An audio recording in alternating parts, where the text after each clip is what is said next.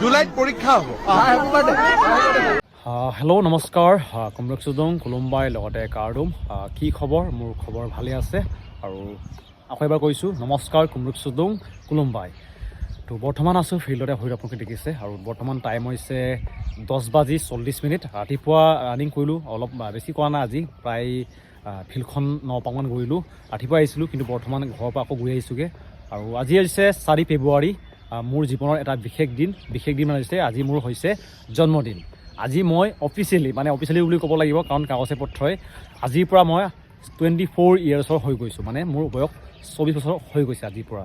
তো এইটো কাৰণে আৰু ধন্যবাদ থাকিল যিমানখিনিয়ে মোক উইচ কৰি আছে, ইনষ্টাগ্ৰামতো হওক বা মেছেজতে হওক, বহুতেই মোক হেপী বাৰ্থডে বুলি দি আছে। তো যোনে দিছে থেংক ইউ, ধন্যবাদ। আৰু অকল মই জন্মদিনৰ কাৰণে অহা নাই, এই ভিডিঅ'টো দিবৰ কাৰণে।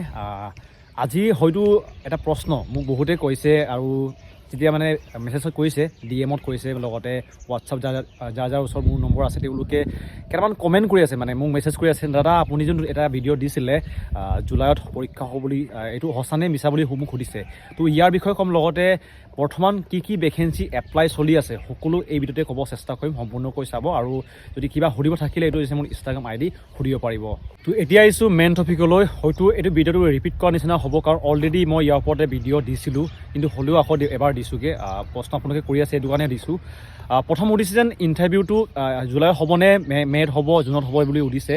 তো যিমান দূৰ আপোনালোকে ভিডিঅ' চাইছে, আমাৰ CM ছাৰে মানে ডক্টৰ হিমন্ত বিশ্ব ডাঙৰীয়াই প্ৰতিটো ভাষণতে তেওঁ বেলেগ কয়, কিন্তু যেতিয়া আমাৰ শিৱসাগৰ তেওঁ আহিছিলে, আজিৰ পৰা প্ৰায় 2 দিনমান আগতে তেওঁ আমাৰ শিৱসাগৰলৈ আহিছিলে। আৰু মোৰ ঘৰৰ পৰা য'ত বৰ্তমান মই আছোঁ, ইয়াৰ পৰা প্ৰায় 8 কিলোমিটাৰ 9 কিলোমিটাৰ হ'ব দূৰতে তেওঁৰ এখন ডাঙৰ মিটিং হৈছিলে, যোনটো ৰংঘৰৰ কিবা মানে মিটিং এখন আছিলে। তাতে বহুখিনি আমাৰ ইয়াৰ মানে একদম মোৰ লোকেল লগৰ লগতে যিমানখিনি আমাৰ শিৱসাগৰ ৰানিং কৰা কেণ্ডিডেট আছে, তেওঁলোকে গৈ পেলাই তেওঁক সুধিছিলে যেন CM ছাৰ কৈছিলে যে মামা কেতিয়া ইণ্টাৰভিউ হ'ব বুলি তেওঁ সুধিছিলে। তেতিয়া তেওঁ কোৱা অনুসৰি আপোনালোকৰ জুলাইত হ'ব ইণ্টাৰভিউ। অকল ইণ্টাৰভিউ কৰা নাই, তেওঁ কৈছে ৰিটেন টেষ্টটো হ'ব। এইটো কাৰণে যদিহে ৰিটেন টেষ্টটো জুলাই মাহত হয়, আপোনালোকৰ নাই ক'লেও জুন মাহতে আপোনালোকৰ ফিজিকেল টেষ্টটো হৈ যাব। লগতে আপোনালোকৰ এডমিট কাৰ্ডটো মে' মাহত হ'ব পাৰে। মই হ'ব পাৰে কৈছোঁ, কাৰণ বৰ্তমানলৈকে তেওঁ অফিচিয়েলি একো কোৱা নাই। লগতে বৰ্তমান যিমানখিনি অসম পুলিচৰ ভেকেঞ্চি আহিছে, ভেকেঞ্চিত আপোনালোকৰ হয়তো এতিয়া বৰ্তমান এপ্লাই চলি আছে, যোনটো চিভিল ডিফেন্স লগতে হোমগাৰ্ডৰ আণ্ডাৰত যোনটো ভেকেঞ্চি আহিছে, এই ভেকেঞ্চিটো এপ্লাই কৰিবৰ কাৰণে আপোনালোকৰ মিনিমাম NC চাৰ্টিফিকেট লাগিব, এইটো লাগিব, মানে আপোনালোকৰ মিনিমাম এই চাৰ্টিফিকেটটো লাগিব, নহ'লে আপোনালোকৰ হোমগাৰ্ডৰ চাৰ্টিফিকেট থাকিব লাগিব। এইটো সুধি আছে যেন আমি এপ্লাই কৰিব পাৰিম নে নোৱাৰিম, তো এইটো সুধি আছে। লগতে জাষ্ট অলপ আগতে এটা ভেকেঞ্চি আহিছে, যোনটো কোষ্ট গাৰ্ডৰ ভেকেঞ্চি আহিছে, ইণ্ডিয়ান কোষ্ট গাৰ্ড, তাৰ কাৰণে ভেকেঞ্চি আহিছে প্ৰায় আপোনালোকৰ 4নে 500টা ভেকেঞ্চি আছে। ইয়াৰ কাৰণে মই এটা নেক্সট এটা ভিডিঅ' আনিম, এইটো আপোনালোকে এপ্লাই কৰিব পাৰিব। লগতে SSC যদি যোনে এপ্লাই কৰিছিলে, তেওঁলোকৰ কাৰণে এটা ভাল ক'ব যেন অতি সোনকালে আপোনালোকৰ পৰীক্ষাটো হ'ব গৈ আছে। মানে পৰীক্ষা আপোনালোকৰ হয়তো 22 তাৰিখৰ পৰা হ'ব চাগে, যোনটো অফিচিয়েলি ডেট দিয়া আছে।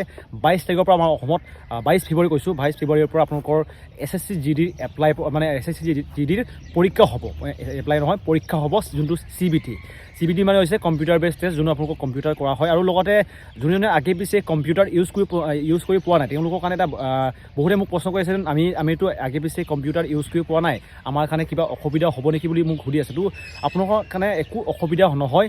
যোনটো কম্পিউটাৰ আপোনালোকক ইউজ কৰিব দিব, এইটো বহুত চিম্পল কম্পিউটাৰ, মানে আপোনালোকৰ জাষ্ট আপোনালোকে ক্লিক কৰি থাকিব লাগে, এনেকৈ বিশেষ টিপি কৰিব প্ৰয়োজন নাই। আৰু যদি আপোনালোকে কিবা জনাও নাই, আপোনালোকৰ যিমানখিনি গাৰ্ড থাকে তেওঁলোকক সুধিলে আপোনালোকৰ কেনেকৈ ক্লিক কৰিব লাগে, কেনেকৈ আপোনালোকৰ কুৱেশ্যন আনচাৰসমূহ আপোনালোকে চিলেক্ট কৰিব, সকলো আপোনালোকক তাত বুজাই দিয়ে। এইটো কাৰণে একো চিন্তা নকৰিব।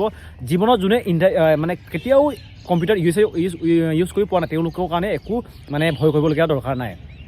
লগতে এইবাৰ যোনটো SSC GD নেগেটিভ মাৰ্ক আছে, এই নেগেটিভ মাৰ্কটো অলপ কম দিছে। আগতে আছিলে 50 আছিলে, মানে আপোনালোকৰ 2টা ভুল হ'লে 1 নম্বৰ কাটিছিলে, কিন্তু এইবাৰ 0.25, মানে আপোনালোকৰ 4টা প্ৰশ্ন ভুল হ'লেও আপোনালোকৰ মাত্ৰ 1 নম্বৰে কাটিব, নেগেটিভ মাৰ্ক থাকে।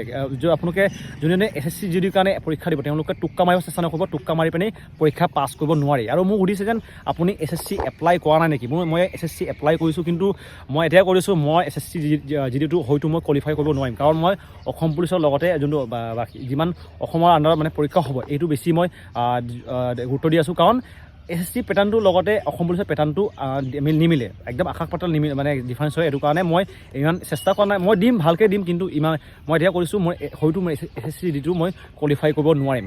লগতে যোনটো ইণ্ডিয়ান আৰ্মি ভেকেঞ্চি এইটো কাৰণে মোক এটা প্ৰশ্ন কৰিছে যেন দাদা এপ্লাই হোৱা নাই নেকি মোৰতো বৰ্তমানলৈকে এপ্লাই হোৱা নাই ফেব্ৰুৱাৰী মাহৰ 8 তাৰিখৰ পৰা মানে 8 ফেব্ৰুৱাৰীৰ পৰা আপোনালোকৰ ইণ্ডিয়ান আৰ্মি যোনটো GD ভেকেঞ্চি হৈছে GD লগতে টেকনিকেল লগতে যিমানখিনি অগ্নিবীৰ ভেকেঞ্চি আছে এইবিলাকৰ এপ্লাই প্ৰক্ৰিয়া আৰম্ভ হ'ব বুলি যোনটো আপোনালোকৰ অফিচিয়েল নটিছত আপোনালোকে চেক আউট কৰি ল'ব আপোনালোকে গম পাই যাব লগতে বৰ্তমান যোনটো অসম পুলিচৰ ভেকেঞ্চি আহিব এই ভেকেঞ্চিটো যোনে CM ছাৰে কৈছে মই ভিডিঅ'টো বাৰে বাৰে ৰিপিট কৰাৰ নিচিনা হৈছে এইটো কাৰণ মই নিদিওঁ বুলি ভাবিছিলোঁ কিন্তু প্ৰশ্নটো বাৰে বাৰে কৰি থকাৰ কাৰণে দিছোঁ আপোনালোকৰ হয়তো মে' মাহত আপোনালোকৰ এডমিট কাৰ্ড আহি যাব জুনত আপোনালোকৰ ৰানিং হ'ব জুলাইত আপোনালোকৰ ৰিটেন টেষ্ট হ'ব এইটো কাৰণে এতিয়াৰ পৰা আপোনালোকে ৰানিং কৰিব লাগিব নাই ক'লেও এতিয়া বৰ্তমান 3 মাহ আছেগৈ যদি মে' মাহত আহি যায় আহিব নাই এইটো মই কনফাৰ্মলি ক'ব পৰা নাই কাৰণ মই কোনো CM নহয় যে মই ক'লে যেন আহিব কিন্তু মই যিমান দূৰ এক্সপেক্ট এইটো কৈছোঁ আৰু লগতে যোনে বৰ্তমান অসম পুলিচৰ কাৰণে লাগি আছে তেওঁলোকক এটা প্ৰশ্ন আপোনালোকক মই কৰিম যে আপোনালোকৰ ৰানিং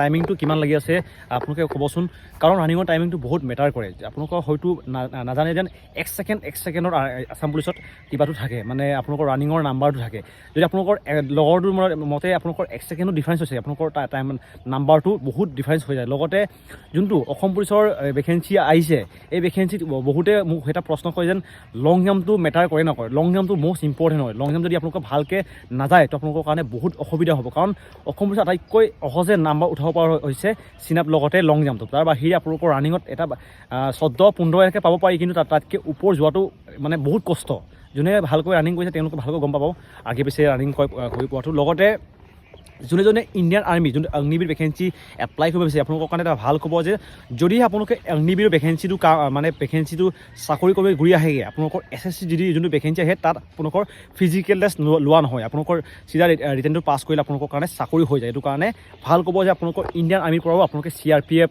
লগতে BSF এনেকৈ যাব পাৰিব সহজে মানে আপোনালোকৰ কাৰণে এক্সট্ৰা মাৰ্কো থাকে এক্সট্ৰা ভেকেঞ্চিও থাকে লগতে আপোনালোকৰ এক্সট্ৰা বেনিফিট থাকে আপোনালোকৰ কোনো ফিজিকেল টেষ্ট লোৱা নহয় ৰানিং কৰিব নালাগে পৰীক্ষাটো পাছ কৰিলে আপোনালোকৰ কাৰণে চাকৰি একদম অট'মেটিক আপোনালোকৰ কাৰণে হৈ যাব এইটো কাৰণে যদিহে ইণ্ডিয়ান আৰ্মিৰ পৰা আপোনালোকে CRPF যাব ইচ্ছা আছে আপোনালোকক ভালকৈ দিব লগতে চেণ্ট্ৰেল চৰকাৰৰ দৰমহাও বেছি অসম চৰকাৰৰ নিচিনা নহয় অসম চৰকাৰ বহুত দৰমহা খেলিমেলি থাকে বৰ্তমান যিমানখিনি মোৰ লগৰ বৰ্তমান অসম পুলিচৰ আছে তেওঁলোকৰ দৰমহা বহুত খেলিমেলিও আছে বৰ্তমান তেওঁলোকে 2 এমাহ দৰমহাই পোৱা নাই এইটো কাৰণে ভালকৈ SSCটো প্ৰিপেৰেশ্যন কৰক মোৰ টাৰ্গেটটো হৈছে অসম পুলিচ এইটো কাৰণে মই ইমান গুৰুত্ব দিয়া নাই আপোনালোকক টাৰ্গেটটো কি নিশ্চয় জনাব নাপাহৰিব তো আজি ভিডিঅ'টো ইয়াতে সামৰিছোঁ এটা চিম্পল এটা ভিডিঅ' আছিলে বিশেষ ক'বলগীয়া নাই যদি কিবা মই যদি ভুলকৈ ক'লোঁ কমেণ্ট বক্সত জনাব লগতে কিবা সুধিব থাকিলে এইটো হৈছে মোৰ ইনষ্টাগ্ৰাম ID সুধিব পাৰিব